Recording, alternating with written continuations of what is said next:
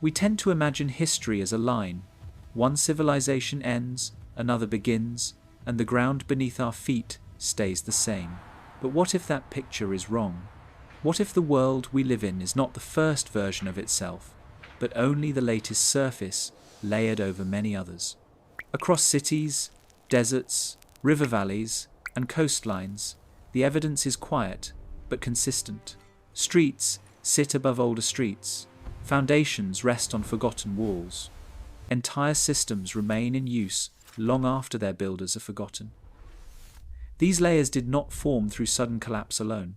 They formed through rebuilding, burial, adaptation, and forgetting. In this documentary, we explore the idea that humanity has never truly started over.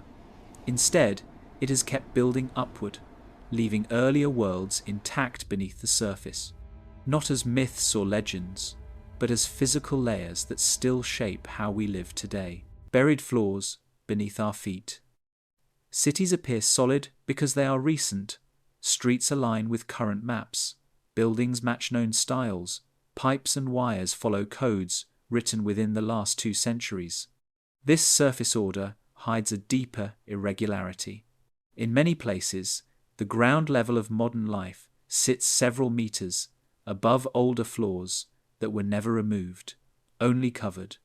Archaeologists often describe these layers as normal accumulation. Dirt gathers, debris settles, new structures rise.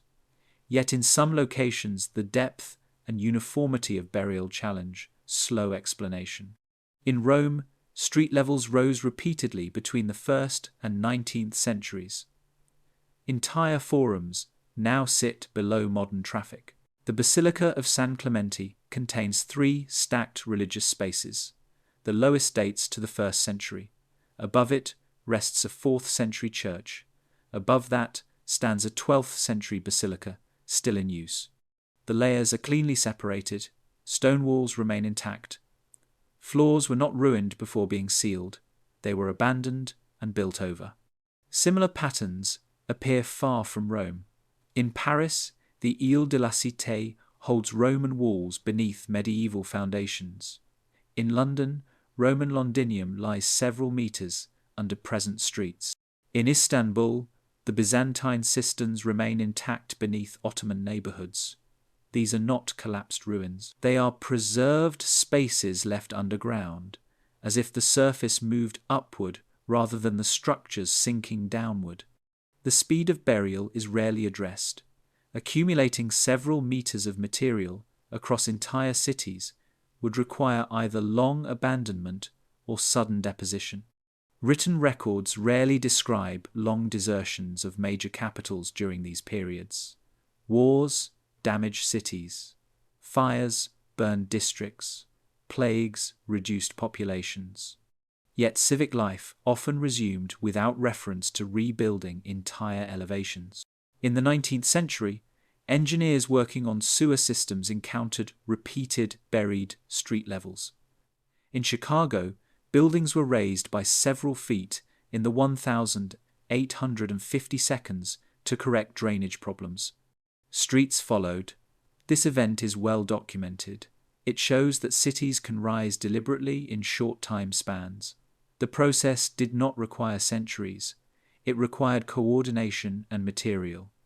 When similar elevation shifts appear in ancient cities without records, questions follow. Who raised them? Why? And what lay beneath? The term cultural layer is used to explain buried surfaces. Archaeology textbooks describe it as the result of continuous occupation. Trash accumulates, structures decay, new floors form above old ones. This explains shallow layers. It struggles with deep, uniform strata that span kilometers. At Troy, Heinrich Schliemann identified multiple cities stacked atop each other. He numbered 9 major layers. Some were separated by destruction horizons, others were not. One city appeared to have been calmly covered, not destroyed. The ground level rose. Life resumed above. In the Indus Valley, Mohenjo-Daro shows streets buried beneath later construction without clear signs of violent ruin. Flooding is often cited, yet flood layers usually leave chaotic deposits. Many buried floors are level and clean. In Central Asia, ancient cities like Merv and Samarkand contain buried districts beneath Islamic-era streets. Some walls stand several meters tall, preserved under packed earth. Travelers in the 18th century noted doorways opening into soil. Written sources occasionally hint at this phenomenon without explanation. The Roman historian Livy mentions older shrines discovered beneath newer temples. Medieval chroniclers describe foundations appearing during church construction that belonged to no remembered age. These moments were noted, then ignored. Geological explanations sometimes conflict with archaeological context. Natural sedimentation usually varies with terrain, yet many cities show flat burial layers across hills and valleys. Urban fills often contain reused architectural fragments, as if debris was spread deliberately. The idea of an older world beneath the current one does not require advanced lost technology. It requires only cycles of construction and concealment. Societies replace what no longer fits their needs. Roads are covered. Buildings become foundations. Memory shortens.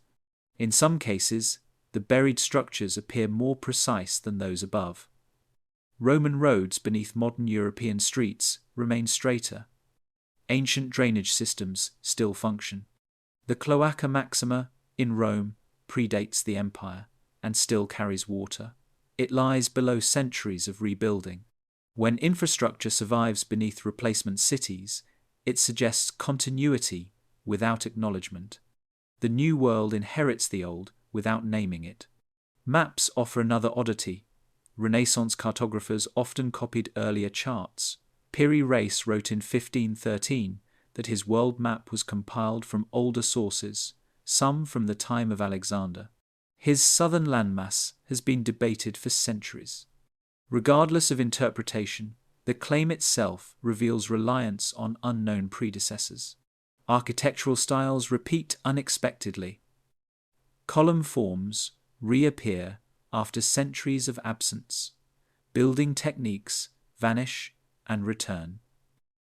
Knowledge does not always progress forward. It fragments, disappears, then resurfaces. This pattern appears in stonework.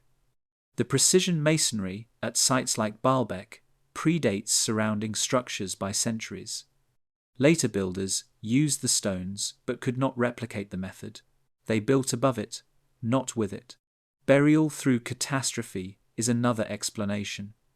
Floods, mud flows, and volcanic events can cover cities quickly. Pompeii demonstrates this. Yet Pompeii's burial is chaotic and well recorded. Many buried cities lack such signatures. Their coverage is uniform. Their walls are intact.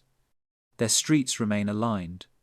The Younger Dryas event, beginning around 12,900 years ago, altered climate rapidly. Ice cores show sudden cooling. Meltwater pulses reshaped coastlines. Sea levels rose. Human populations migrated.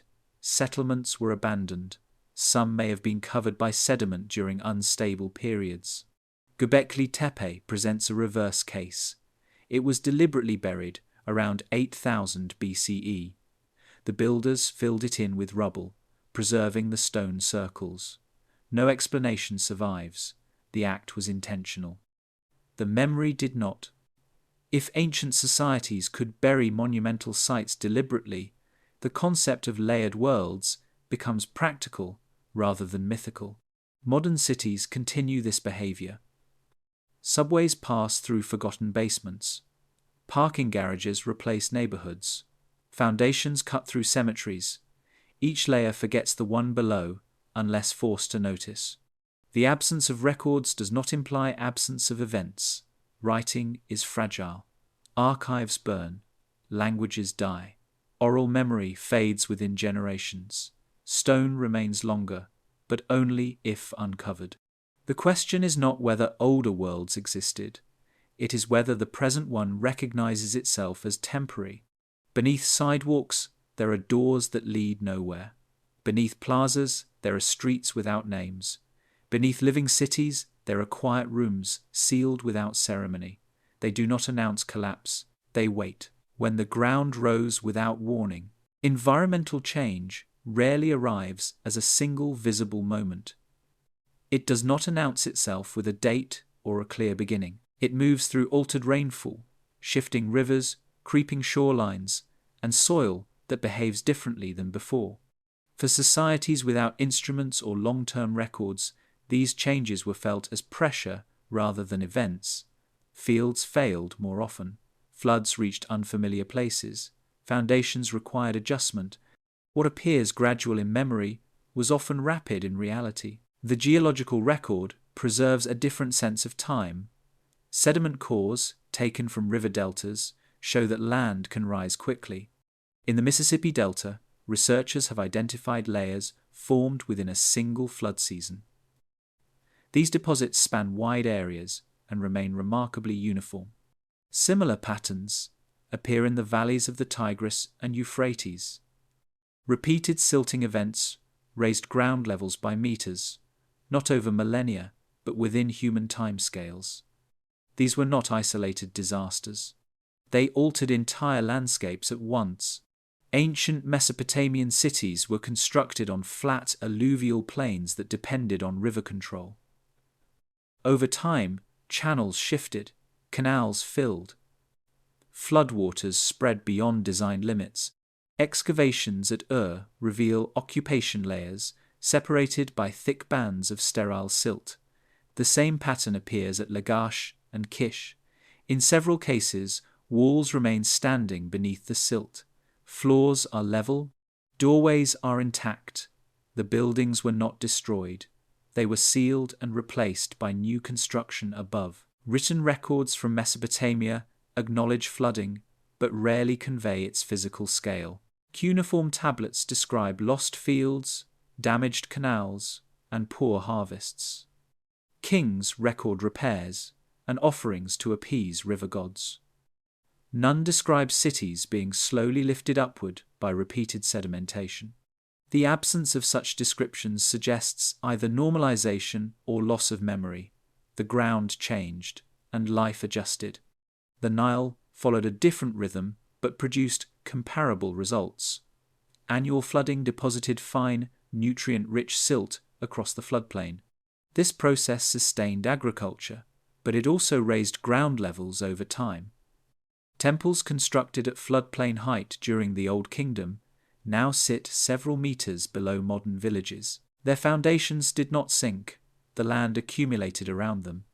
At Karnak, excavation reveals a vertical sequence of construction. Later pylons rest directly atop earlier ones. Floors were raised incrementally. Each phase corresponds to a new surface level. The pace was slow enough to be unnoticed within a lifetime. Over centuries, entire architectural stages disappeared beneath usable ground. The change required no disaster, it required only repetition. Climate instability intensifies these processes. During periods of rapid warming or cooling, precipitation patterns shift unpredictably. Rivers flood beyond known limits. Dry regions receive sudden rains. Wet regions experience erosion. Soil moves from one place to another. What had been stable becomes fluid. The Younger Dryas, beginning around 12,900 years ago, represents one of the most abrupt climate shifts in the geological record. Ice core data from Greenland shows temperature drops of several degrees Celsius within decades. Meltwater from retreating glaciers disrupted ocean circulation. Weather systems changed quickly. Vegetation zones shifted. Human groups responded by relocating rather than rebuilding at scale. Along ancient coastlines, rising sea levels forced abandonment. Inland, destabilized soils produced dust and sediment that covered settlements. The Sahara experienced repeated cycles of humidity and aridity. Lakes expanded and vanished. Archaeological evidence shows that some settlements were occupied, buried by sand, and later reoccupied without knowledge of the earlier phase. In northern China, loess deposits form some of the thickest sediment layers on Earth. These fine wind-blown soils accumulated rapidly during cold and dry periods. Entire villages were buried beneath them. Excavations revealed preserved walls and floors under meters of loess. Later, inhabitants carved new homes into the same material, unaware that older dwellings lay below. Volcanic activity introduces another mechanism of burial. Ash falls can cover vast areas evenly. The eruption of Mount Tambora in 1815 spread ash across thousands of kilometers and caused global cooling. Archaeological sites contain older ash layers far from their volcanic sources. These layers often show no evidence of destruction beneath them. They act as clean seals, preserving what lies below. In the basin of Mexico, volcanic activity altered drainage patterns over time. Cities such as Teotihuacan show signs of sudden abandonment followed by partial burial. Lakes expanded, urban zones flooded. Sediment accumulated evenly across built areas. Later, cultures reused the elevated terrain without fully excavating earlier structures. The surface became the reference point. The buried city became irrelevant. Flood narratives appear across many cultures. They differ in detail but share structure. Water rises, order dissolves, survivors rebuild. These stories are often treated as metaphor or myth. Geological evidence suggests they may reflect repeated experiences of rapid environmental change, rather than a single global event. The Black Sea Deluge hypothesis proposes a rapid sea level rise around 5,600 BCE, when Mediterranean waters breached a natural barrier. Shoreline settlements were submerged, communities moved inland, sediment sealed former living spaces underwater. The event may have lasted months rather than centuries. Its memory persisted as story. Not all burial resulted from water. Prolonged droughts produced dust storms capable of rapid deposition. During the American Dust Bowl of the 1,930 seconds, fences and houses were partially buried within years. Similar conditions over longer periods could raise regional ground levels without violence or collapse. Ice reshapes landscapes through different means. Advancing glaciers grind rock into fine material. When they retreat, meltwater spreads sediment across valleys. Northern Europe experienced repeated glacial advances. Human settlement followed retreating ice, occupying fresh deposits that buried older terrains. In some cases, soil accumulation was encouraged deliberately. Flood control required levees. Levees redirected water and sediment. Urban planners raised streets to prevent damage. These actions were practical responses, rarely recorded for future generations. They altered ground levels without ceremony. The interaction of climate shifts, river behavior, and human adaptation produces layered landscapes without clear breaks. Each generation inhabits the surface available to it. What lies below is ignored unless uncovered by chance. Archaeological excavations often show immediate reoccupation above burial layers. There is no long gap, no clear abandonment horizon. Life continues as if nothing was lost, because nothing visible was missing. This continuity creates the impression of a single, unbroken civilization. In reality, it is a sequence of surfaces. Each replaces the last without acknowledgement.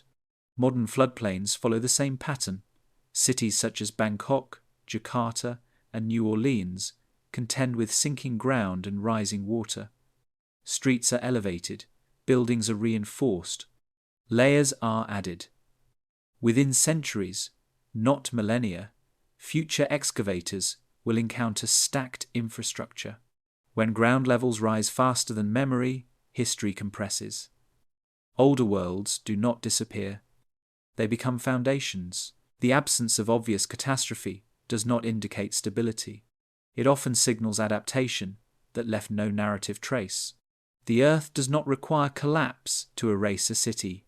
It only requires movement. Cities that were quietly replaced. Urban space is not fixed. It responds to pressure from population growth, political change, sanitation needs, and shifts in power. Cities rarely abandon their locations entirely. They rebuild where resources already exist. Roads, water access, and trade routes anchor settlement even when structures fail. Over time, rebuilding does not always remove what came before. It covers it. In many ancient cities, replacement occurred without rupture. New construction followed older street plans. Walls were reused as foundations. Floors were raised rather than cleared. This process creates vertical continuity that appears seamless in records but uneven in the ground. Rome offers a clear example. After repeated fires and floods during the imperial period, rebuilding focused on speed and stability. Rather than dismantling damaged structures entirely, builders leveled debris and constructed above it.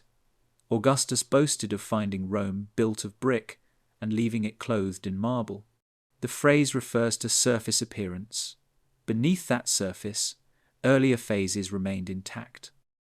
Archaeological excavations beneath modern Rome reveal houses sealed with furnishings still inside.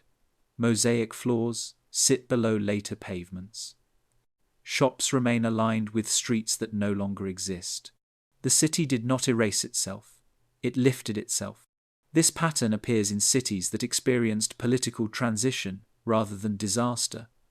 When capitals changed hands, new rulers often reshaped urban space to reflect authority. Temples became churches. Palaces became administrative centers. The fastest method was reuse. In Constantinople, later known as Istanbul, Byzantine structures were incorporated into Ottoman construction. Cisterns built in the 6th century continued to supply water centuries later. Their entrances were concealed beneath new neighborhoods. The infrastructure survived. Its origin faded. Medieval Europe followed similar practices. As cities expanded within defensive walls, space became limited. Streets narrowed. Upper stories extended outward. Ground levels rose through accumulated debris and deliberate fill. In places like Prague and Cologne, ground floors of medieval houses now sit below street level. Windows face soil. Doorways were abandoned, not destroyed. Written records often describe renovation, not replacement. City charters mention repairs and expansions. They do not mention burial. The change was incremental and therefore invisible in narrative form. Social resets also contribute to this process. When populations decline due to disease or migration, maintenance stops. Roofs collapse, walls crumble, rubble accumulates. When population returns, rebuilding occurs atop what remains. The gap may be short enough to leave no written trace. The Justinian plague of the 6th century reduced populations across the Mediterranean. Archaeological evidence shows temporary abandonment in some cities, followed by rebuilding at higher levels. Streets were resurfaced, public spaces shrank, earlier layouts were preserved underground. In the Americas, pre-Columbian cities experienced similar cycles. At Tikal, construction phases overlap vertically. Earlier temples were encased within later ones. This was not concealment. It was renewal through enclosure. Each phase honored the last while rendering it inaccessible. The Maya practiced deliberate architectural layering. Older structures were filled and built over. The act was ritualized. The result was stratified architecture. When later cities declined, these layers remained hidden until excavation. In Andean regions, Inca builders incorporated earlier stonework into their own structures. At Cusco, finely cut megalithic walls predate Inca occupation. Later buildings rest directly on these foundations. The skill to replicate the stonework was absent. The stones were respected but not replaced. This reuse blurs cultural boundaries. The visible city belongs to one period. Its base belongs to another. Written history favors the surface. Urban sanitation reforms in the modern era demonstrate how quickly elevation can change.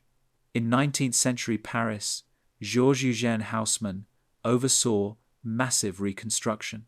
Medieval neighborhoods were demolished, streets were widened, sewer systems were installed, ground levels shifted, entire districts disappeared within decades. Beneath the boulevards, remnants remain. London followed a similar path after the Great Fire of 1666. Reconstruction reused foundations where possible. Debris filled low areas. Streets were raised. The Roman city beneath was further sealed. These examples are documented. Older cases are not. The mechanism, however, remains consistent. Political authority accelerates replacement. New regimes often suppress symbols of predecessors. Temples are rededicated. Statues are removed. Buildings are altered to reflect new identity. Total destruction is rare. Modification is efficient. In the Near East, early Islamic cities reused Roman and Byzantine infrastructure. Aqueducts supplied new populations. Roads guided expansion. Foundations carried mosques, built atop churches, built atop temples. Each layer adapted without fully erasing the last. Urban memory does not extend downward. It moves laterally through stories and records. What lies beneath is discovered only through excavation. The concept of progress reinforces this blindness. New construction is assumed to improve upon old. There is little incentive to investigate what has been buried if the surface functions. In some cases, deliberate burial serves symbolic purposes. When old regimes fell, their spaces were sealed. In Egypt, temples were buried by sand during periods of decline and later cleared by new dynasties. The act of clearing was political. The period of burial was silent. Archaeological digs often reveal clean separation between layers that suggests intentional fill rather than natural collapse. Soil composition differs from surrounding sediment. Debris is sorted. Stone fragments are reused elsewhere. What remains is level. This implies planning rather than neglect. Raising ground levels can improve drainage, reduce flooding, and create uniform building surfaces. These are practical goals. The replacement of cities does not require catastrophe or technological loss.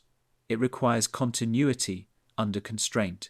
Space becomes valuable, time becomes limited, reuse becomes standard. Over generations, the rationale fades. The new surface becomes the only reference. Children grow up unaware that streets once existed below their feet. In some cities, the buried world is encountered accidentally. Construction crews break through floors into open room. Subway tunnels cut through forgotten walls. These discoveries are treated as anomalies rather than patterns. The question of how many cities have been replaced in this way remains open. Excavation focuses on specific sites, not entire urban volumes.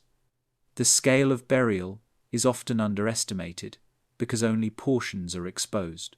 Modern mapping technologies reveal irregularities. Ground-penetrating radar detects voids beneath streets. LiDAR shows buried contours. These tools confirm complexity without assigning narrative. Replacement does not end. Modern cities continue to build over themselves. Parking structures cover neighborhoods. Highways cover districts. Infrastructure stacks. Future historians will read records that describe renewal and growth. Beneath those descriptions will lie physical evidence of repeated concealment. Cities are not erased when they are replaced. They are quieted. They remain where they were built, holding their shape, waiting beneath the surface that forgot them. Inherited foundations and forgotten systems. Civilizations often believe they begin with invention. Written histories emphasize founding moments, new laws, new rulers, and new technologies. What is less visible is what remains in place beneath these beginnings. Roads guide movement long after their builders are forgotten. Water systems continue to function without credit. Foundations carry weight without recognition. A city may believe it is new, while standing on systems it did not design. Infrastructure is rarely rebuilt from nothing. It is adapted. This adaptation hides continuity while preserving function. Over time, the origin of systems becomes unclear, then irrelevant. Roman roads offer one of the clearest examples. Built with layered stone, drainage channels, and precise grading, many remained usable for centuries. Medieval routes across Europe followed Roman alignments. In some cases, modern highways do the same. The road is treated as natural terrain. Its design is no longer questioned. Beneath these roads lie additional systems. Roman drainage channels still move water in parts of Italy, France, and Britain. The Cloaca Maxima in Rome was begun in the 6th century BCE and remains operational. It lies beneath layers of later construction. Medieval builders did not replace it. They relied on it without fully understanding its scale. Water infrastructure is especially prone to inheritance. Aqueducts require planning, surveying, and maintenance. Once built, they shape settlement permanently. Cities grow where water already flows. When regimes change, the water remains. In Constantinople, massive cisterns were constructed during the Byzantine period to store water for sieges. When the Ottoman Empire took control in 1453, these cisterns were preserved. New systems were added, but the old ones remained in use. Some were sealed and forgotten beneath neighborhoods. Others continued quietly beneath mosques and markets. The same pattern appears in North Africa and the Levant. Roman aqueducts supplied early Islamic cities. Wells were deepened where earlier shafts existed. The logic of water distribution was inherited even when its builders were not remembered. This inheritance extends beyond water. Foundations shape architecture. Later builders often lack the resources or techniques to remove earlier stonework. Instead, they build upon it. At Baalbek, the massive stone platform, known as the Trilithon, predates Roman construction. Roman temples were built atop it, not because the Romans preferred older foundations, but because moving or replicating the stones was impractical. The platform was accepted as given. Centuries later, medieval structures reused the same site. Each phase assumed the foundation was immutable.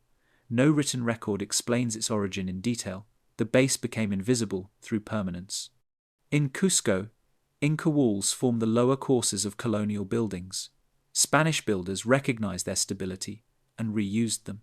The stones were too well cut to dismantle efficiently. Above them, European-style walls rise. The joint between the two remains visible.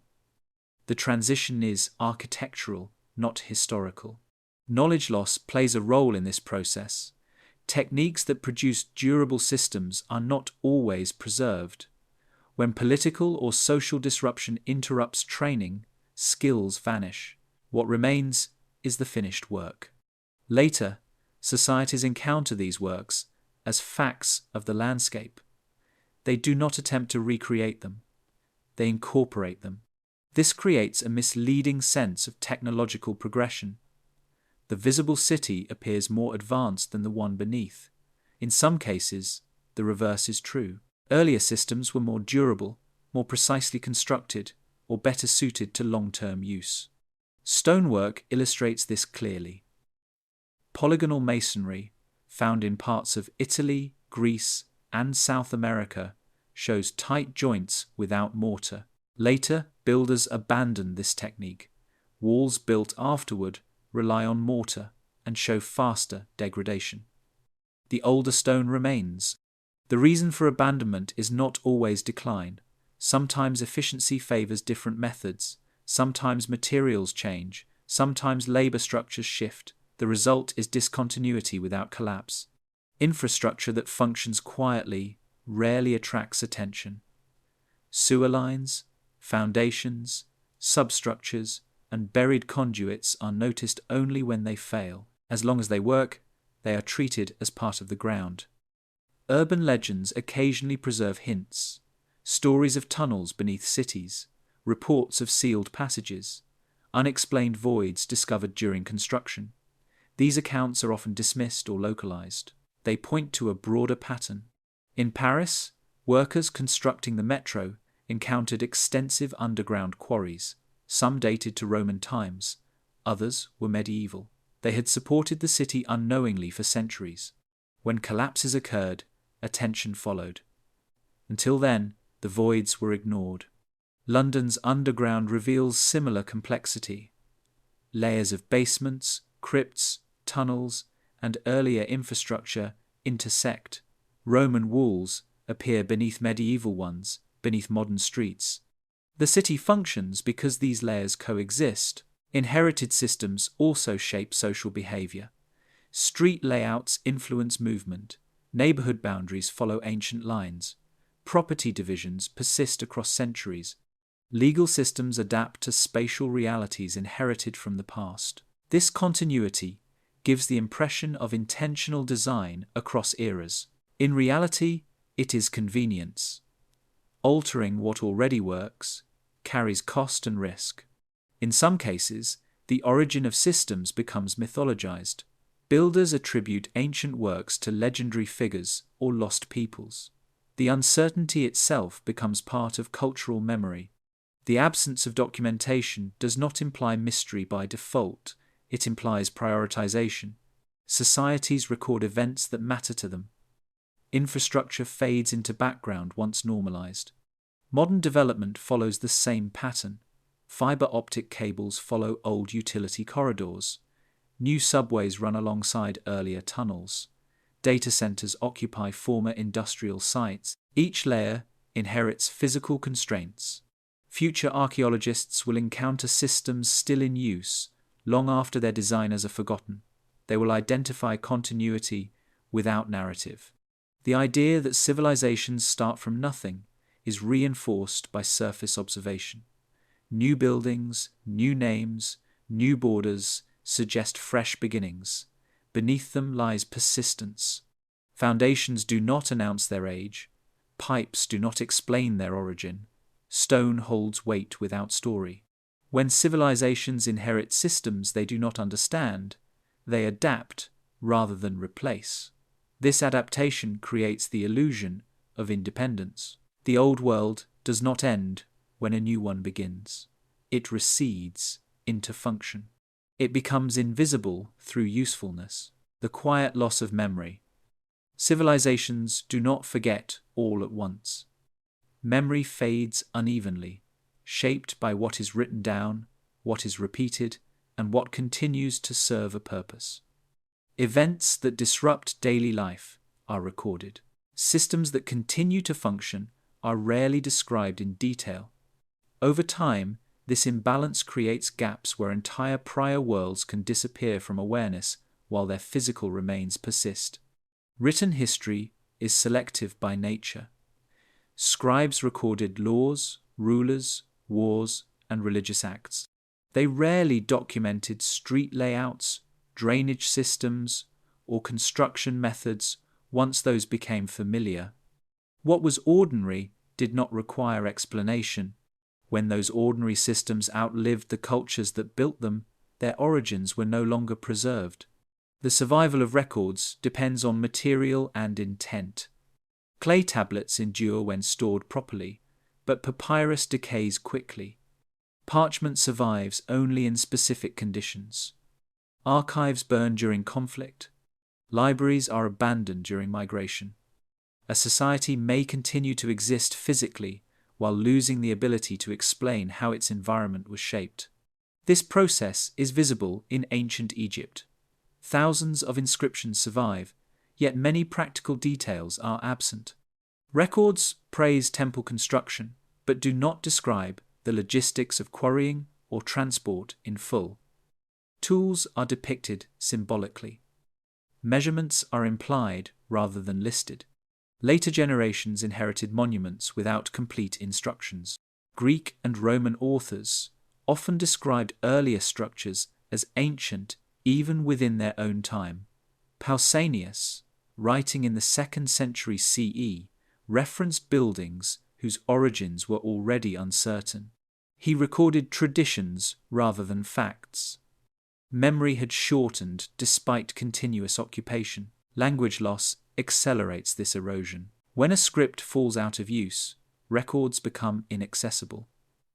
The collapse of the Western Roman Empire fragmented literacy across Europe. Latin persisted among elites, but local knowledge was no longer centralized. Infrastructure remained. Explanations did not. Medieval builders encountered Roman ruins regularly. They reused stone and foundations but lacked the texts to explain their design. Roman concrete formulas were forgotten. Aqueducts were admired but not replicated. The works were treated as relics rather than manuals. Oral tradition preserves stories but alters scale. Floods become singular events. Builders become giants or gods. The practical becomes mythic. This transformation preserves memory in form but not in detail. In Mesoamerica, Maya glyphs recorded dynasties and rituals, not engineering methods. When writing ceased after political collapse, cities remained. Later inhabitants encountered pyramids without names. The purpose of many structures was inferred rather than known. Selective preservation also shapes archaeology itself. Excavation prioritizes monumental sites. Domestic spaces receive less attention. Infrastructure buried beneath cities is studied only when exposed by construction. The result is an incomplete picture biased towards symbolism over function. Memory loss is not always passive. Political change can suppress earlier narratives deliberately. New regimes redefine history to legitimize authority. Prior achievements are minimized or reattributed. Physical structures are reused without acknowledgement. In ancient Mesopotamia, successive empires rebuilt cities while claiming founding status. Earlier layers were respected materially but erased rhetorically. Kings described themselves as restorers of order rather than inheritors of infrastructure. Religious transformation contributes as well. Sacred spaces are redefined. Temples become churches, churches become mosques. Each transition preserves the site while altering its meaning. Architectural continuity masks cultural rupture. Time further compresses memory through normalization. When people grow up surrounded by inherited systems, those systems feel natural. Roads seem inevitable. Water flows where it always has. Questioning origin becomes unnecessary. This normalization is visible in modern cities. Residents rarely know when their streets were first laid out. Sewer systems function invisibly. Electrical grids are assumed. Only failure prompts inquiry. Archaeological discoveries that reveal buried cities often surprise modern observers precisely because continuity had masked loss. The discovery of Pompeii shocked Europe because preservation contradicted expectations. The city appeared frozen, not ruined. Its burial was understood only because it was sudden and well documented. Most cities are buried slowly. Their loss leaves no dramatic moment to remember. Memory also depends on scale. Individual buildings are easier to recall than urban systems. A temple may be remembered. A drainage network spanning kilometers is not. When buildings fall, stories follow. When systems persist, silence remains. Cartography offers another example. Early maps copied older ones. Errors persisted. Coastlines appeared that no longer matched reality. Mapmakers rarely verified origins. They inherited representations along with the land. The Piri Rice map illustrates this pattern. Its creator cited older sources without naming them. He did not question their existence. He treated inheritance as standard practice. Modern debate focuses on accuracy rather than process. The process itself reveals dependence on lost material. Educational transmission reinforces selective memory. Skills passed through apprenticeship survive. Those that require institutional support vanish when institutions collapse. Large-scale engineering often depends on coordinated labor and administrative continuity. When that continuity breaks, the knowledge does not easily transfer. This does not imply a global collapse of intelligence. It reflects specialization. When specialists disappear, their work remains, but their methods do not. Over generations, this creates the illusion of discontinuity. Later societies appear less capable than their predecessors in certain domains. The reality is that they inherited finished products without the systems that produced them. Archaeology sometimes labels this as regression. A more accurate term is truncation. The chain of explanation was shortened. Modern societies are not immune. Digital records require constant maintenance. Formats become obsolete. Data decays without migration. Infrastructure may outlast the software that documents it. Future populations may encounter intact systems with no accessible explanation. They will infer, reuse, and adapt. The quiet loss of memory does not erase worlds physically. It erases context. Structures remain but become anonymous. Systems function but lack attribution. What survives is what continues to serve immediate needs. What fades is what explains why. Civilizations do not forget because they fail. They forget because forgetting does not stop the city from working. The old world does not vanish. It becomes undocumented. It becomes background. It becomes assumed. When practical structures became sacred symbols, as memory fades, interpretation takes its place.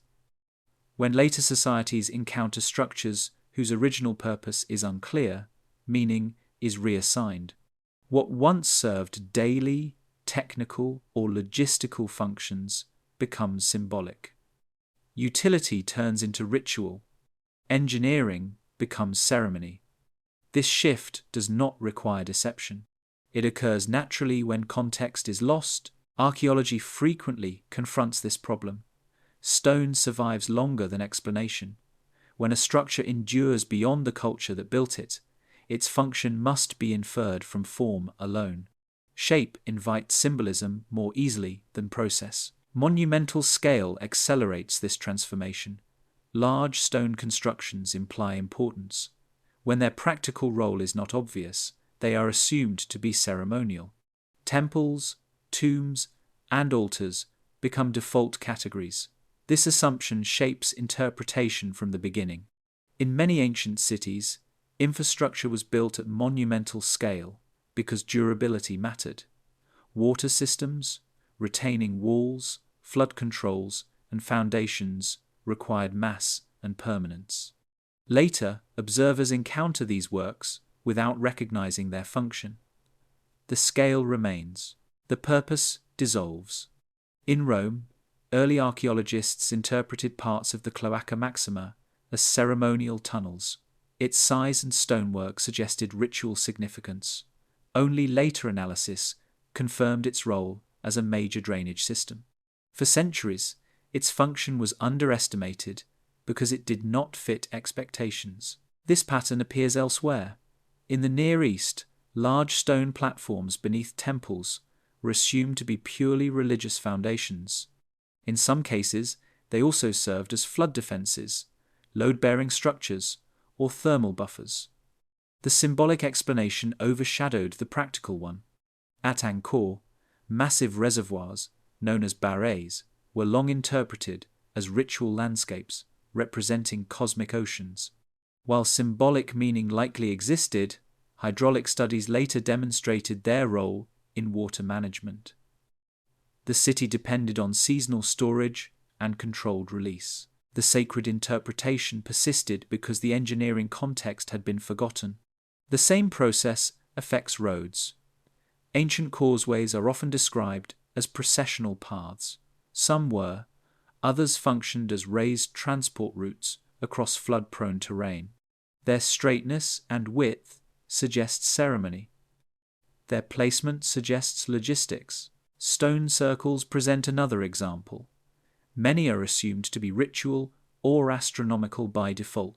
While alignment may exist, the possibility of boundary marking, structural support, or resource management is often secondary. Symbolism fills the gap left by missing records. In the Americas, terraced hillsides are frequently described as ceremonial architecture. In reality, many terraces stabilize slopes, controlled erosion, and expanded agricultural space. Their ritual interpretation reflects later cultural frameworks rather than original intent. Burial structures face similar reassignment. Large underground chambers are assumed to be tombs. In some cases, they were storage spaces, refuges, or infrastructural nodes. Without artifacts that clearly indicate burial, function becomes speculative. The transition from utility to symbolism is reinforced by cultural continuity. Later societies often integrate inherited structures into their belief systems. A structure that predates current religion is reinterpreted to fit new cosmology. This preserves the site while altering its meaning. In Egypt, earlier monuments were reattributed to gods or legendary kings. Practical elements of construction were omitted from later texts. The pyramids became symbols of divine order rather than feats of logistics and labor organization. Greek writers often described Mycenaean structures as works of Cyclopes. The scale exceeded their understanding of earlier engineering. Myth replaced method. The stones remained. This process does not imply ignorance, it reflects prioritization. Later cultures focus on meaning rather than mechanism. The mechanism no longer serves them directly. The meaning does. Archaeological methodology can unintentionally reinforce this bias. Excavations emphasize artifacts associated with belief. Statues, inscriptions, offerings. Infrastructure leaves fewer objects behind. Channels, foundations, and voids are harder to interpret. They receive less narrative attention. When practical features are buried beneath later construction, they are rarely excavated fully. Exposure occurs only when necessary. The result is partial understanding framed by visible symbolism above. Language shapes interpretation as well. Terms like temple, altar, and ritual complex carry assumptions. Once applied, they influence further analysis. Alternative explanations become less likely. Technological humility also plays a role. Modern observers sometimes underestimate ancient practical capability. When a structure appears too precise or large, it is attributed to ritual importance rather than technical necessity. Symbolism becomes a way to explain scale. This is visible in the interpretation of megalithic stonework. Tight joints and massive blocks are framed as ceremonial achievements rather than engineering solutions to durability. The possibility that precision served structural longevity is often secondary. In some cases, reassignment occurs within the same civilization. Structures outlive their original function and are repurposed symbolically. A defensive wall becomes a sacred boundary. A reservoir becomes a pilgrimage site. The practical fades. The symbolic grows. Over generations, the new meaning replaces the old entirely. The original purpose is no longer recoverable through tradition. Only the structure remains. This process complicates the idea of lost civilizations. What appears lost may be misinterpreted rather than absent. Practical systems are visible but mislabeled. Urban layers intensify this effect. When infrastructure lies beneath later sacred buildings, its function is obscured by association. A foundation becomes holy by proximity. A platform becomes an altar by inheritance. In Jerusalem, layers of construction overlap across millennia. Each period assigns meaning to inherited space. Beneath religious sites lie earlier administrative and infrastructural elements. Excavation reveals complexity without resolving purpose fully. The reinterpretation of function also affects chronology. Structures assumed to be ceremonial are dated by stylistic comparison rather than engineering context. This can distort timelines. Modern engineering analysis sometimes challenges these assumptions. When load distribution, water flow, or material sourcing is examined, practical explanations emerge. These explanations often coexist with symbolic ones rather than replacing them. The persistence of symbolic interpretation reflects human preference. Meaning is easier to narrate than mechanism. Ritual explains presence without requiring reconstruction of process. This preference shapes public understanding. Documentaries, museums, and textbooks emphasize symbolic narratives. Infrastructure remains background. The result is a layered misunderstanding. The physical layer persists, the interpretive layer shifts, the original functional layer is rarely recovered. Civilizations encountering older remains do not see them as unfinished tasks. They see them as statements. The statement is adapted to fit current belief. This adaptation preserves continuity while obscuring origin. It allows societies to live atop inherited systems without questioning them. Practical structures become sacred not because they were intended to be, but because their purpose outlived explanation. What remains is stone without instruction. What follows is meaning without method. The illusion of a late beginning. Civilizations tend to place their origins close to what they can remember. Written dates, named rulers, and visible monuments create a sense of starting point. Everything before that point becomes prehistory, legend, or absence. This framing is not deliberate deception. It is a natural result of memory bounded by records. When older layers are buried, reused, or reinterpreted, the visible surface becomes the reference for origin. A city dates itself from the moment its current identity formed, not from the first time humans shaped the land beneath it. What lies below is treated as unrelated, even when continuity is clear in the ground. This pattern shapes historical timelines. Archaeology often defines beginnings by the appearance of writing, metallurgy, or monumental architecture. These markers are useful, but they reflect survival of evidence rather than true emergence. Earlier phases may lack durable materials or recognizable symbols. Their absence from the record becomes absence from history. Urban layering intensifies this illusion. When a city is rebuilt repeatedly in the same location, its earlier phases vanish from sight. Streets align with recent layouts. Buildings reflect current styles. Maps show only the surface. The past becomes depth rather than time. In Rome, the city's founding date is fixed at 753 BCE. This date refers to a political narrative, not the beginning of settlement. Archaeological evidence shows habitation centuries earlier, yet the symbolic founding dominates memory. Earlier occupation is categorized as pre-Roman, separate from the city's identity. Similar framing appears in Athens.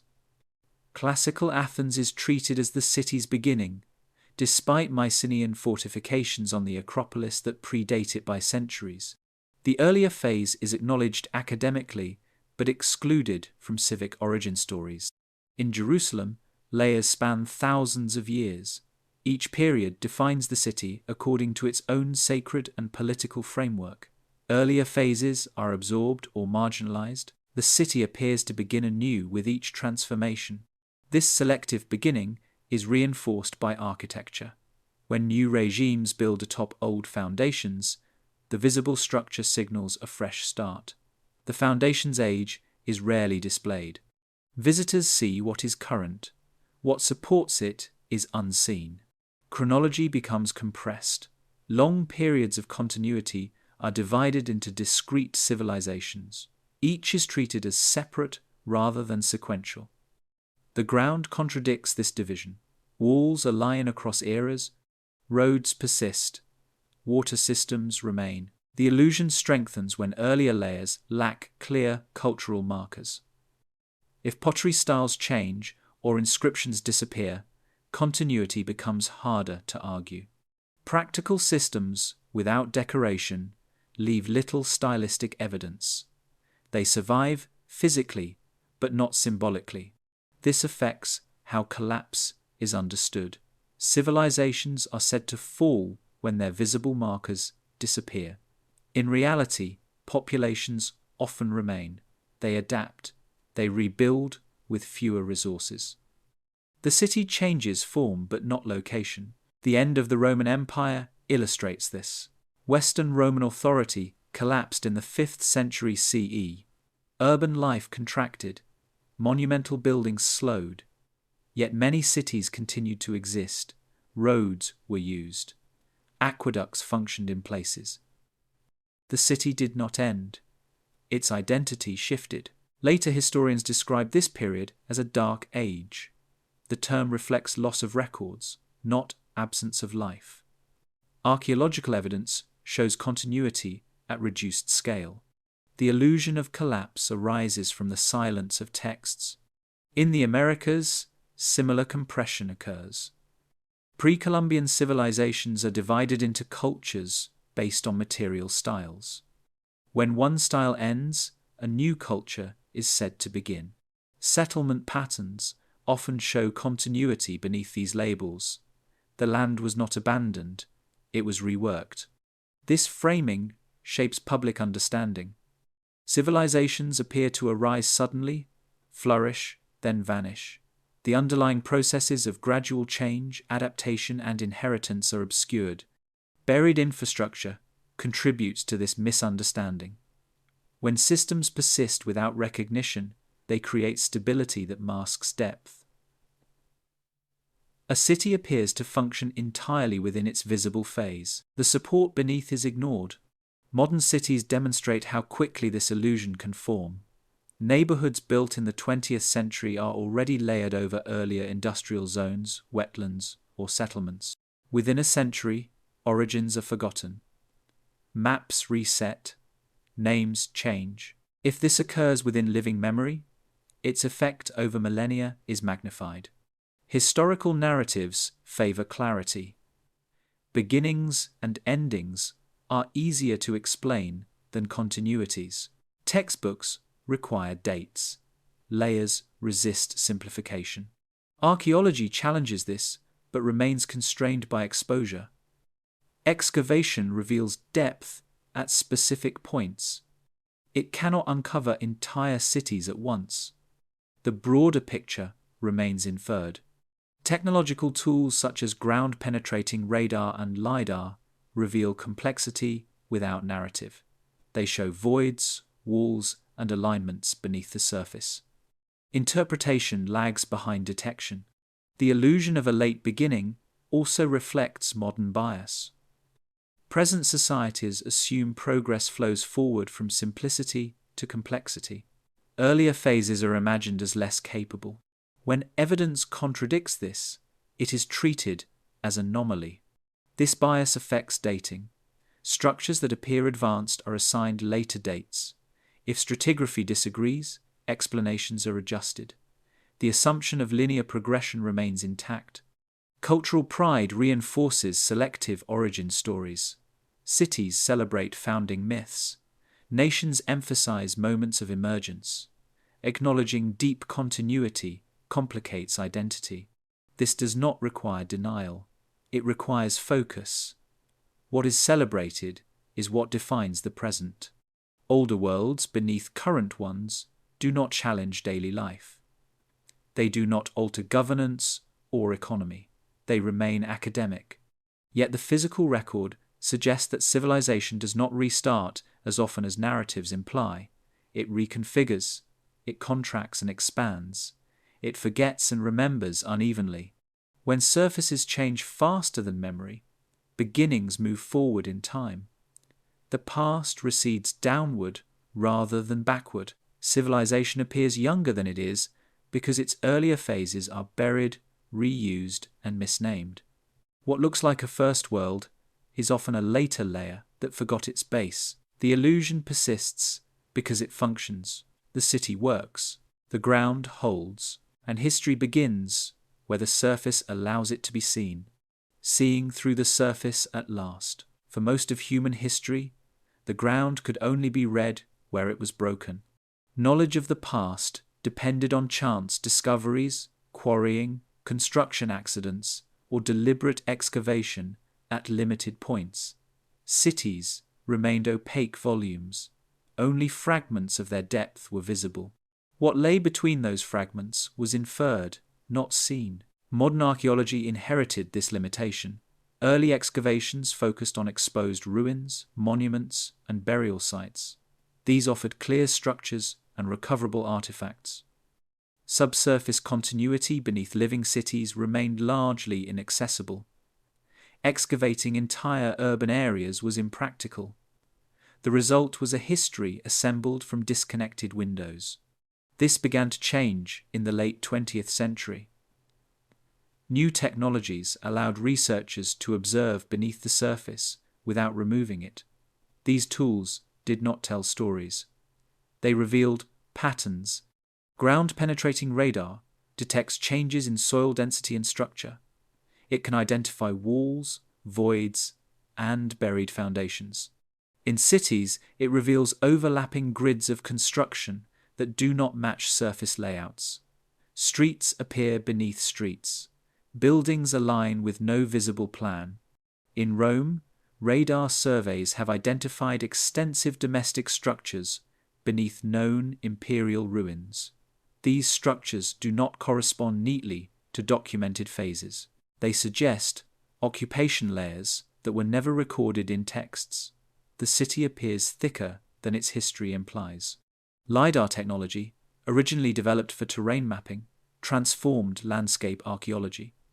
By stripping away vegetation digitally, LiDAR exposes surface contours invisible to the eye. In forested regions, this has revealed entire urban networks. In Central America, LiDAR surveys uncovered vast Maya infrastructure beneath jungle canopy. Causeways, terraces, reservoirs, and residential zones extended far beyond known ceremonial centers. These were not isolated ritual cities. They were integrated urban systems supporting large populations. The discovery forced reinterpretation. Cities once thought ceremonial were reclassified as functional. The scale of habitation expanded. Timelines lengthened. Yet even these findings represent surfaces of buried systems. Beneath them lie earlier phases still hidden. Similar results emerged in Southeast Asia. At Angkor, LiDAR revealed extensive water management networks extending beyond visible temples. The city's collapse was reconsidered.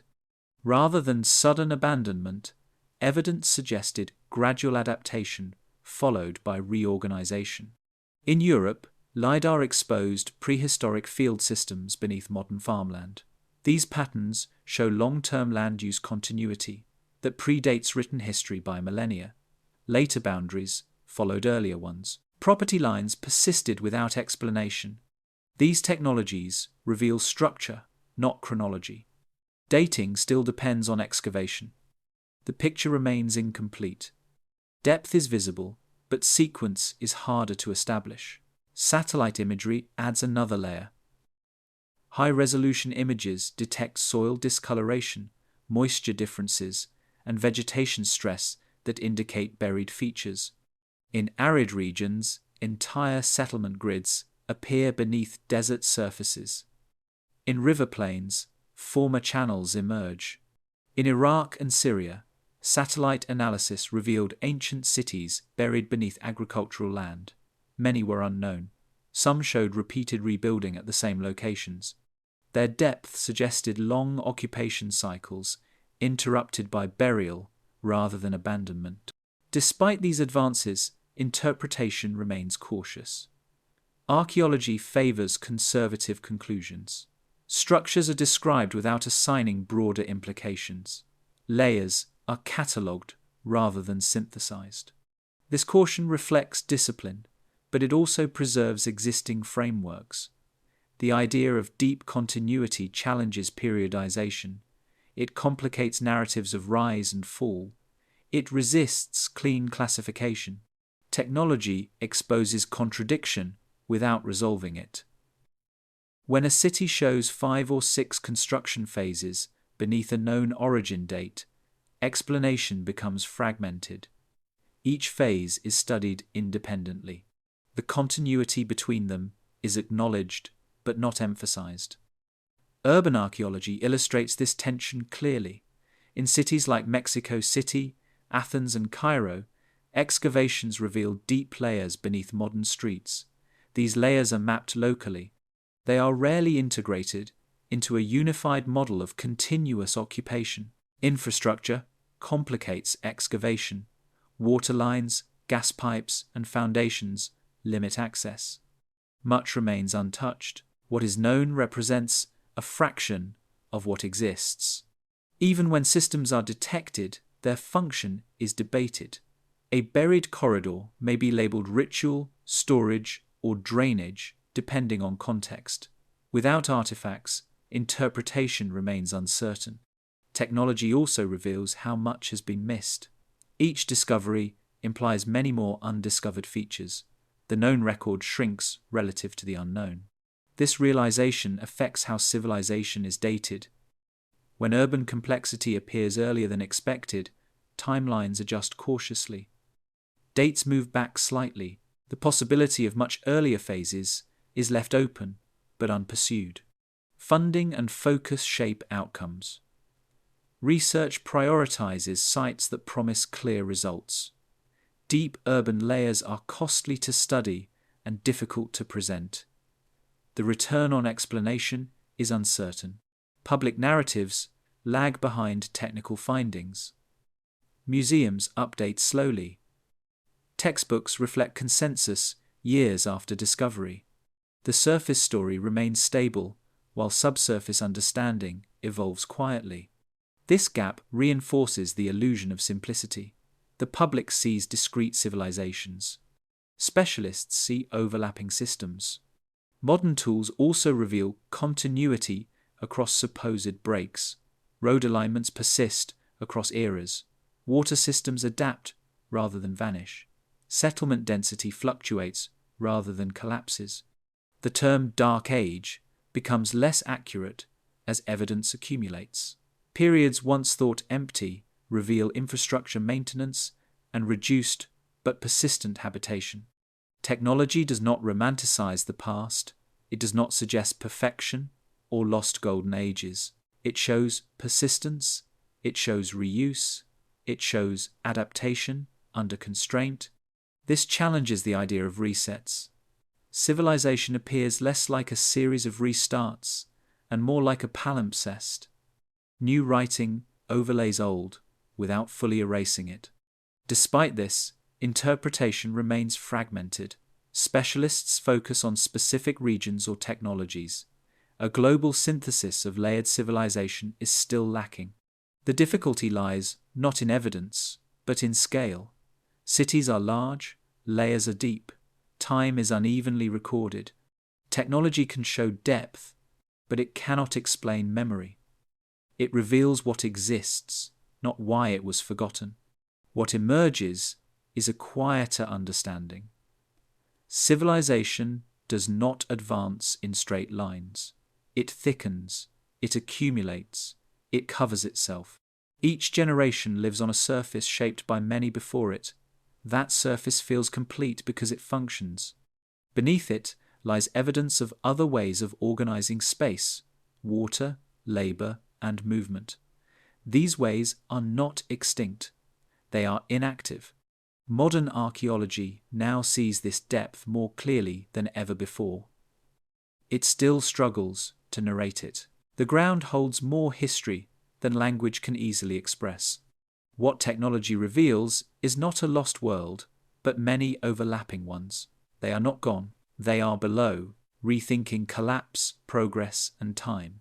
When civilizations are viewed as layers rather than isolated peaks, the idea of collapse begins to change.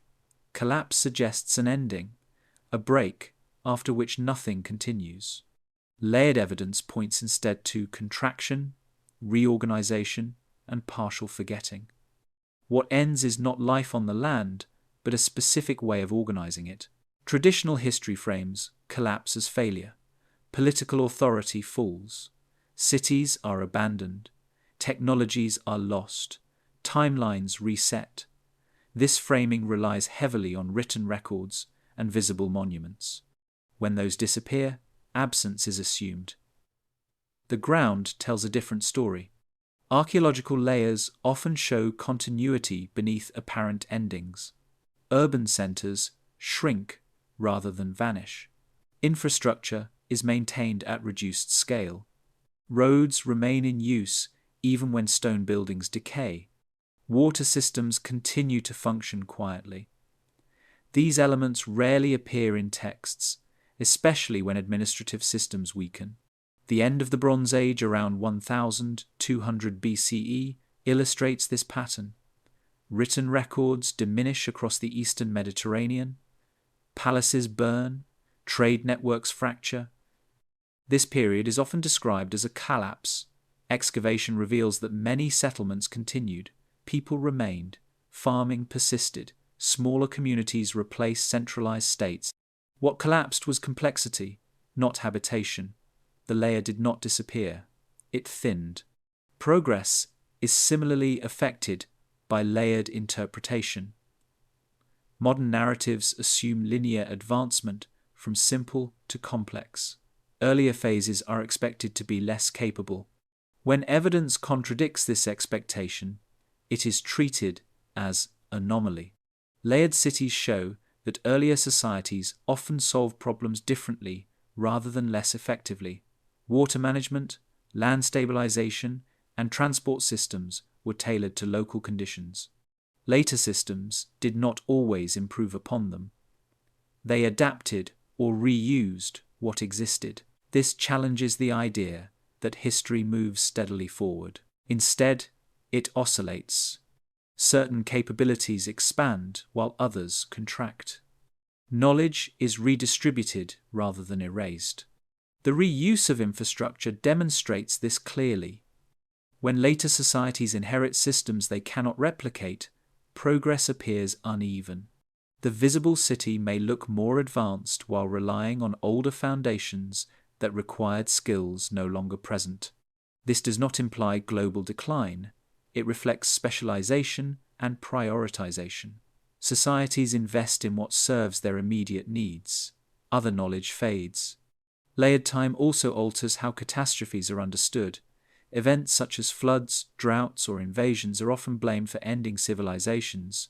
The ground shows that these events rarely erase everything. They reshape surfaces. They force adaptation. Sediment layers record floods that covered cities without destroying them. Burn layers record fires that damage districts without ending occupation. Invasion layers often show destruction of elite structures rather than wholesale abandonment. The focus on elites distorts collapse narratives. Palaces and temples leave clear archaeological signatures. When they fall, it appears decisive. The lives of non-elites leave fewer traces. Their continuity is harder to see. Layered evidence suggests that for most people, collapse meant adjustment rather than disappearance. Homes were rebuilt smaller. Materials were reused. Daily life continued with fewer resources. This perspective affects how modern society views its own future. Collapse is imagined as sudden and total. Rethinking layered histories suggest that change is more likely to be uneven and partial. Some systems fail, others persist quietly. Progress narratives also shape identity. Modern societies often view themselves as separate from the deep past. Civilization is thought to have begun recently after clear milestones.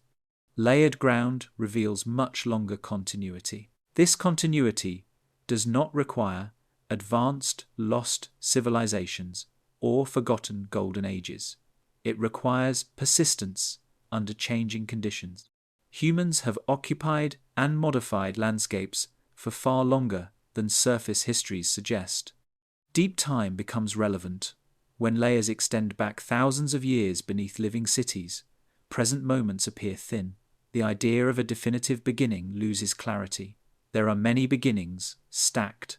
This complicates moral judgments about the past. Earlier societies are often portrayed as primitive or misguided. Layered evidence shows competence adapted to context. What appears crude on the surface may rest on sophisticated, unseen systems. It also complicates responsibility. Modern cities inherit problems as well as benefits. Drainage systems channel water according to ancient decisions. Urban layouts follow paths set centuries ago. The present is constrained by choices it did not make. This inherited constraint challenges the notion of complete agency. Societies do not start fresh. They operate within layered frameworks.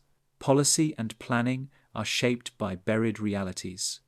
Archaeology increasingly recognizes this, but public narratives lag. Textbooks still favor discrete periods. Media still favors rise and fall stories. Layers resist storytelling because they lack clear endings. Layered time is quieter. It lacks drama. It emphasizes persistence over spectacle. Recognizing this quiet persistence alters how evidence is valued. Small artifacts gain importance. Soil composition matters. Infrastructure becomes central rather than peripheral. It also reframes loss. The disappearance of writing or art does not mean disappearance of knowledge entirely. Knowledge may persist in practice without documentation. This is visible in traditional building methods that survive without written explanation. Techniques pass through hands rather than texts. When hands change, techniques change. The work remains. Layered interpretation also tempers speculation. It neither demands lost supercivilizations nor denies complexity. It occupies a middle ground where continuity explains more than catastrophe. Civilizations appear less fragile under this view. They are resilient in altered form. They do not vanish easily. They shed layers. Time itself appears less segmented. Past, present, and future overlap physically. The present stands on the past. The future will stand on the present. This perspective changes how ruins are seen. They are not endpoints. They are paused layers. What lies beneath them may be older. What lies above will come later. Layered ground also reframes responsibility toward preservation. Destroying subsurface remains erases, not just artifacts, but continuity. Development decisions shape what future layers inherit. Modern cities are already producing deep layers. Concrete slabs, tunnels, landfills, and utilities will become foundations. The speed of accumulation is increasing. Future archaeologists will read this compression. They will see rapid surface changes overlaying persistent substructures. They will infer adaptation under pressure. Whether they will understand intent depends on what records survive. Layered civilizations remind us that history is not written only in books. It is written in soil, stone, and voids. Collapse is rarely an ending. Progress is rarely linear. What exists now is one surface among many. It feels complete because it functions. Beneath it lies evidence of other arrangements that once functioned just as well. Above it will lie another surface, equally convinced of its own beginning, the layers we are leaving behind. Modern societies often imagine themselves as permanent. Concrete, steel, and digital records give an impression of durability unmatched by earlier eras. Cities feel fixed. Infrastructure feels final. Yet the physical record already shows that the present is becoming a layer, just as others did before it. Urban development today produces depth at unprecedented speed. Construction removes, redistributes, and seals material continuously.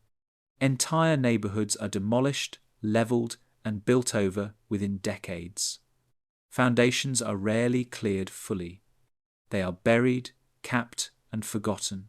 In many cities, modern streets sit atop former industrial zones.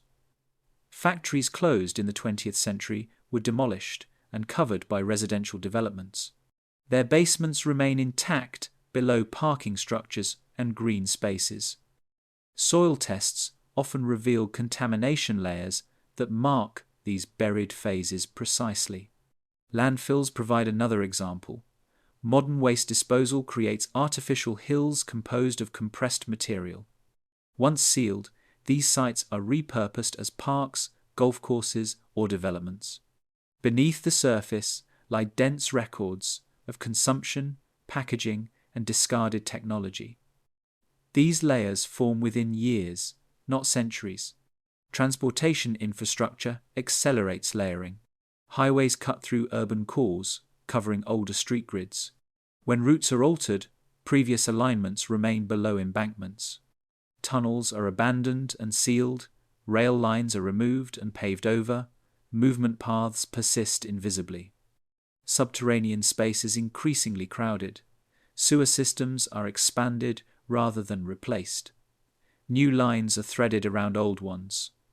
Electrical conduits intersect with fiber optic cables. The underground becomes a dense archive of overlapping systems. Digital infrastructure contributes indirectly. Data centers occupy former industrial or commercial sites. Their cooling systems and power demands shapbuilding design. When obsolete, these structures will be repurposed or sealed, leaving behind specialized architecture without context. Military and emergency infrastructure adds further depth. Cold War bunkers, missile silos, and command centers were constructed beneath cities and rural areas alike. Many were decommissioned quietly. Their locations were classified. Their existence will be discovered without explanation in the future. Climate adaptation measures are already producing new layers. Coastal cities raise seawalls, elevate streets, and add fill to combat rising water. In places like Miami and Jakarta, ground levels are increasing artificially. Older surfaces are sealed below protective layers. These actions mirror ancient responses to environmental pressure. The difference is speed. Modern ground levels can change by meters within a generation. Records exist, but their longevity is uncertain. Digital archives require maintenance. File formats change. Storage media degrade. Without active preservation, documentation may not outlast the infrastructure it describes. Paper records face similar risks.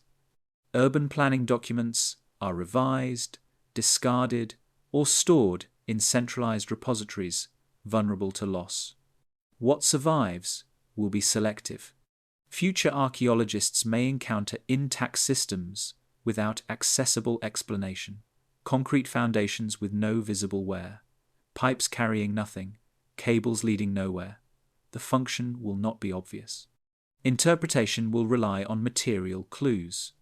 The presence of plastics, composites, and alloys will signal era but not intent. The scale of infrastructure may suggest centralized planning without revealing governance.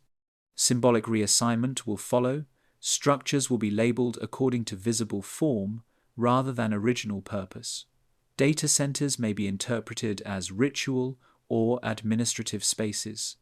Parking garages may be mistaken for industrial facilities. Landfills may be read as ceremonial mounds. The speed of modern change increases the likelihood of misinterpretation. When multiple layers form within short periods, distinguishing phases becomes difficult. Stratigraphy compresses. Urban renewal projects often erase surface evidence while preserving depth. Old neighborhoods are removed entirely. New developments advertise freshness. Beneath them, traces remain. This process is rarely viewed as historical. It is framed as progress. The creation of future archaeological layers is unintended but inevitable. The modern city functions by assuming that what lies below is stable and irrelevant. Engineers account for load-bearing capacity, not cultural memory. Builders treat buried structures as obstacles or supports, not records. This attitude mirrors earlier societies. What differs is scale and material. Concrete and steel endure differently than stone and brick. Their decay produces different signatures. Modern materials may survive longer, but convey less intuitive information. A stone wall suggests enclosure or support. A concrete slab suggests nothing beyond solidity. Meaning becomes harder to infer. Chemical markers will persist. Heavy metals, synthetic compounds, and radiation will mark the 20th and 21st centuries clearly. These markers will define the layer even if structures are destroyed. The Anthropocene concept reflects this recognition. Human activity has become a geological force. Sediment layers now include plastics and industrial residues. The Earth records modern life regardless of intention. This raises questions about legacy. What aspects of modern civilization will be visible? What will be invisible? What systems will persist quietly beneath future surfaces? Transportation networks may endure longest. Tunnels, bridges, and cuttings reshape terrain permanently. Water systems may continue to function if maintained by later societies. Power grids are more fragile. Social systems leave fewer traces. Legal frameworks, cultural values, and digital economies may vanish entirely from the physical record. What remains will be infrastructure without explanation. Future interpretations will be shaped by their own frameworks. Just as earlier societies reinterpreted inherited structures symbolically, future ones will assign meaning based on their needs. They may view modern cities as singular events rather than layered processes. They may identify a founding period and ignore what came before. The illusion of a late beginning will repeat. Modern society often studies ancient layers with curiosity while ignoring its own accumulation. The present feels too close to be archaeological. Yet layering is already underway. Excavations in modern cities routinely encounter 20th century artifacts at depth. Bottles, machinery, and foundations appear beneath newer construction. The process is visible now. Time compresses under pressure. The future will read the present as a thin layer among many. This perspective does not predict collapse. It predicts continuation through layering.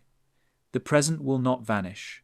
It will be buried, reused, or reinterpreted. The question is not whether modern civilization will leave remains. It already has. The question is how much context will survive with them. The ground will remember, even if language does not. The surface will change. Another city will function above, and the layer we are creating will feel complete until it is not. How the future may misread us. Future societies will not encounter the present as a story. They will encounter it as material. What survives will be what resists decay, what is buried rather than removed, and what remains useful long enough to be inherited. Meaning will be assigned afterward, shaped by distance and need rather than intention. Interpretation will begin with fragments, a wall with no inscription, a tunnel with no clear entrance, a sealed chamber containing cables, pipes, or machines disconnected from visible purpose. Without context, function will be inferred from form. The same process applied to ancient structures will apply again. Concrete foundations will suggest permanence. Their scale may imply authority or central planning, yet the social systems that produce them will not be visible. There will be no immediate evidence of markets, digital networks, or global trade. These operated largely without physical markers that endure. Roads and highways will dominate the record. They reshape terrain permanently.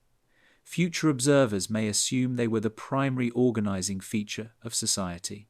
They may infer ritualized movement or centralized control without recognizing economic dependency or personal mobility. Subterranean infrastructure will complicate interpretation. Sewer systems, drainage tunnels, and utility corridors intersect without clear hierarchy. Some lead nowhere, others converge unexpectedly.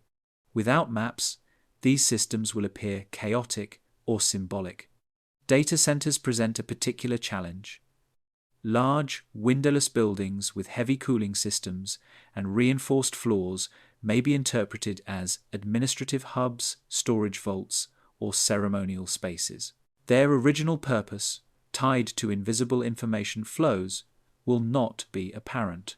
Power generation sites may be misread as industrial temples. Turbines, reactors, and cooling towers have monumental form. Their danger and complexity may be exaggerated in interpretation, much as ancient structures were attributed to gods or giants. Digital records, if recovered, may be unreadable. Storage media requires compatible technology. Even if files survive, formats may be obsolete. Encryption will further limit access. The volume of data will exceed interpretive capacity. Selective survival will shape narrative. Everyday domestic life leaves fewer durable traces than infrastructure. Kitchens, furniture, clothing, and tools decay quickly. The record will skew toward large-scale systems rather than personal experience. This bias will mirror archaeological patterns of the past. Elites and institutions will appear more prominent than they were. Ordinary lives will be underrepresented. The social texture of the present will flatten.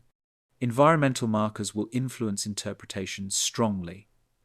Layers containing plastics, heavy metals, and chemical residues will define the era. These markers may be interpreted as signs of pollution, ritual disposal, or environmental disregard without understanding the systems that produce them. Climate adaptation structures may be misread as defensive or ceremonial. Seawalls, raised platforms, and flood barriers may be interpreted as responses to invasion or cosmological belief, rather than environmental pressure. Military infrastructure will distort perception further. Bunkers, hardened facilities, and restricted zones will suggest constant conflict or paranoia. Their limited actual use may not be evident. Urban density may be underestimated. High-rise buildings collapse into compact debris fields. Their verticality compresses into thin layers. Future excavators may not grasp population scale from remains alone. Transportation hubs will appear as focal points. Airports, ports, and rail terminals may be interpreted as centers of governance or ritual exchange. Their role as logistical nodes may be partially understood, but their social meaning will be lost. The absence of clear beginnings will prompt speculation. When did this civilization start? Which layer marks its origin? Without surviving narratives, surface layers will define chronology. Future societies may date modern civilization from a specific architectural style or material introduction, such as reinforced concrete or plastics. Earlier phases will be classified as precursors or unrelated cultures. This will recreate the illusion of sudden emergence. The long build-up of industrialization, global integration, and technological layering will be compressed into a narrow window. Symbols will be reassigned. Corporate logos may be mistaken for religious emblems. Repeated motifs will be treated as icons. Branding will resemble heraldry without explanation. Public spaces will be interpreted symbolically. Stadiums may be seen as ritual arenas. Shopping centers may be interpreted as marketplaces or gathering halls with unclear purpose. Entertainment infrastructure will confuse interpretation further. Language loss will amplify misunderstanding. Even if writing survives, translation may be incomplete. Idioms, references, and technical terminology will resist decoding. Meaning will drift. Just as ancient texts were misread or mythologized, modern texts may be selectively interpreted. Technical manuals may be preserved without cultural context. Fiction may be mistaken for record. The scale of global interconnection will be hardest to reconstruct. Trade routes spanned oceans digitally and physically. Fiber optic cables, satellites, and shipping lanes form networks invisible at local excavation sites. Without a global view, future interpretations may assume isolated regions rather than integrated systems. The true extent of interdependence may be underestimated. This misreading does not imply failure of future intelligence. It reflects limitation of evidence. The same constraint applies now when interpreting ancient layers. What future societies will understand clearly is that a complex system existed. They will see planning, coordination, and resource mobilization. They will see repetition across regions. What they may not see is motivation. Why certain choices were made. Why some systems were prioritized over others. Why inequality existed. Why environmental damage was tolerated. They may assign moral narratives, a story of hubris, a story of decline, a story of warning. These narratives will reflect future values rather than present realities. The present will become instructive rather than descriptive. It will be used to explain the future's concerns. This mirrors how the past is used now. Ancient civilizations are framed as lessons rather than lived realities. Their complexity is simplified to serve modern interpretation. Future archaeology will likely debate whether modern society collapsed, transformed, or transitioned. Evidence will support multiple interpretations depending on focus. Some regions will show abrupt abandonment, others will show continuity. Some systems will persist long after others fail. The unevenness will resist singular conclusions. Yet simplified narratives will emerge regardless. The idea of layered civilization will persist, even if unnamed. Future observers will recognize that they live above something older. They will find buried systems still shaping their world. They may speculate about what was lost, they may imagine advanced knowledge vanished, or they may assume simplicity where complexity existed. Their conclusions will be shaped by what they need to believe. The present will not speak for itself. It will be spoken for by those who encounter its remains. What we call ordinary will become obscure. What we call advanced may become misunderstood. The ground will preserve structure, not intention. The future will reconstruct us as we reconstruct the past, not precisely, not completely, but enough to function, enough to build another surface, enough to believe they are living in the first world they can remember, living inside the stack. Humanity does not stand at the end of a line. It occupies a position within a vertical sequence. This position feels final only because it is current. What lies beneath feels distant because it is buried. What lies ahead is imagined as separate because it is unseen. Yet all three are physically connected through the same ground. Accepting humanity as a layered civilization alters responsibility without requiring belief in lost golden ages or forgotten empires. It shifts attention from origins to accumulation. The question becomes less about who came first and more about what was carried forward. Every surface inherits constraints. Streets follow older paths because land was already cleared there. Buildings rise where foundations already proved stable. Cities expand where water already flowed. These decisions appear modern, but their logic is ancient. Choice narrows over time as layers thicken. Responsibility begins with recognition. When societies believe they are the first, they treat the ground as empty. When they recognize inheritance, they see obligation. Buried systems are not inert. They influence drainage, stability, and risk. Ignoring them does not remove their effect. Urban disasters often expose this reality. Flooding follows forgotten channels. Sinkholes open where old voids were sealed without understanding. Collapses occur where layers interact unpredictably. These events are framed as accidents, but they are interactions with buried decisions. Preservation is usually discussed in terms of monuments. This focus reflects visibility rather than impact.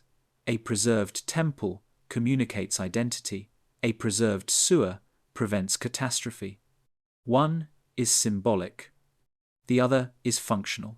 Both are inheritance. Layered civilization reframes preservation as selective continuity. Not everything can be saved. Choices are unavoidable.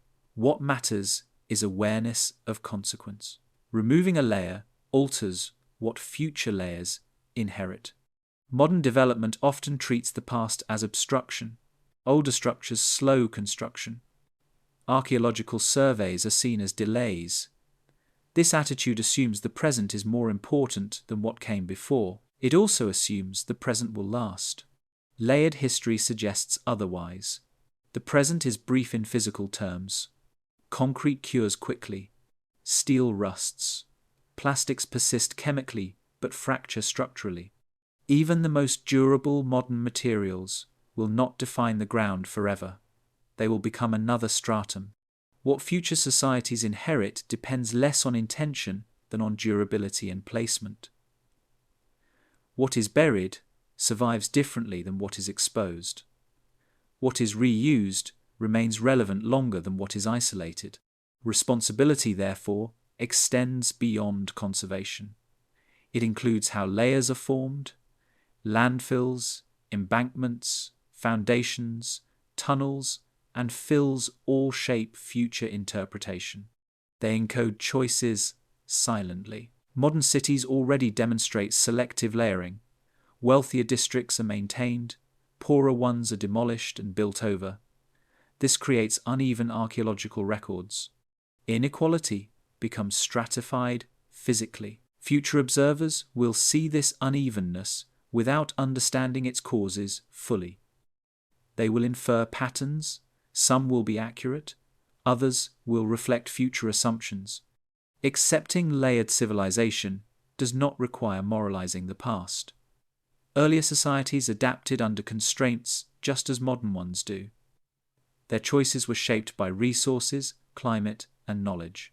The same applies now. What changes is humility. Layered awareness discourages claims of finality. It tempers declarations of permanence. It suggests that solutions should account for reuse rather than replacement. Infrastructure planning already hints at this shift. Adaptive reuse of buildings reduces waste. Retrofitting extends lifespan.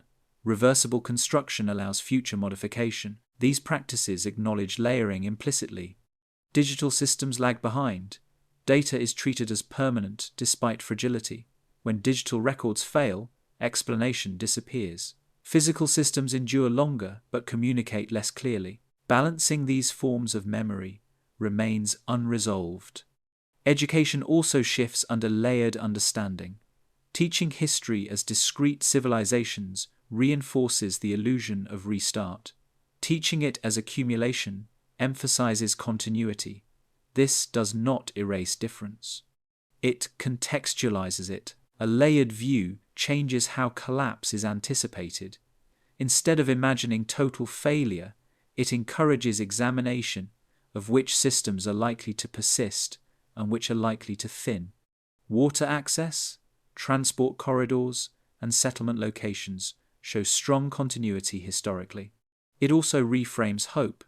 Survival does not depend on maintaining everything. It depends on retaining enough function to allow adaptation. Earlier layers demonstrate this repeatedly. Responsibility toward the future is therefore partial but real. Modern societies cannot control how they will be interpreted. They can influence what survives and how it is arranged. Documentation matters, but so does redundancy. Systems that rely on single explanations fail faster than those that function independently. Buried infrastructure that works without instruction lasts longer than software that requires constant translation. This does not argue for regression, it argues for balance. Complexity that cannot be maintained becomes fragility. Layered history shows where fragility accumulates. Preservation debates often focus on age. Older structures are valued more. Layered awareness shifts focus to function and integration. A recent structure that stabilizes a city may matter more than an ancient one that destabilizes it. Future inheritance is shaped by what remains useful. That usefulness is not always obvious now. Decisions made for convenience may define landscapes for centuries. This recognition alters scale. Individual actions feel small. Layered accumulation shows that repetition matters. Many small choices create thick layers. It also alters time perception. The present moment becomes thinner when seen within depth. Urgency remains, but certainty fades. What feels decisive now may become background later. Layered civilization does not romanticize burial, it acknowledges loss. Many ways of life disappear without trace. What survives is biased toward material and power. This bias should be recognized rather than denied. Understanding this bias allows correction. Archaeology increasingly seeks domestic spaces, not just monuments. Urban planning increasingly considers subsurface mapping. These shifts reflect layered awareness. The future will inherit incomplete evidence. That is unavoidable. What can be influenced is coherence. Systems designed to integrate rather than overwrite produce clearer layers. The ground does not judge intention, it records outcome. Layers form regardless of belief. The difference lies in whether those layers are chaotic or legible. Humanity has always lived inside a stack. The illusion of firstness comes from standing on the topmost layer and mistaking height for origin. The ground beneath cities holds memory without narrative. It preserves alignment, pressure, and void. It does not explain. It supports. Above it, life continues, as if complete. Below it, other arrangements wait without demand. Layered civilization does not ask for reverence. It asks for awareness. The present is not separate from the past. It rests upon it. The future will not start fresh. It will arrive above. What matters is not how the stack ends. It is how carefully the next layer is placed. If this perspective changed how you think about history, consider what lies beneath your own city. Every place has layers. If you want more documentaries like this, quiet, grounded, and focused on what the evidence suggests, subscribe to the channel. Leave a comment with a place you think hides forgotten layers, and keep watching. The surface is only part of the story.